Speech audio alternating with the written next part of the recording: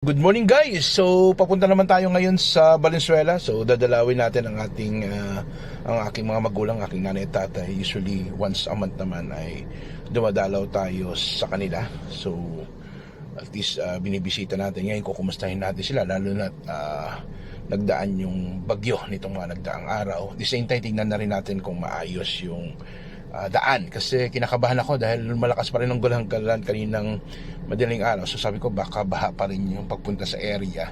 Alam niyo naman, bahain dito sa Valenzuela. So far ay so good naman dito. At least daanan ninyo ako, papasok ako ng Monumento area. So ito yung bandang sa Monumento ni Bonifacio. Ito naman ay sabay bandang Balubaran na. So na kung saan ay nandito yung Pure Gold. So far wala tayong nadaan ng baha, mabilis yung maayos ang daloy na trapiko.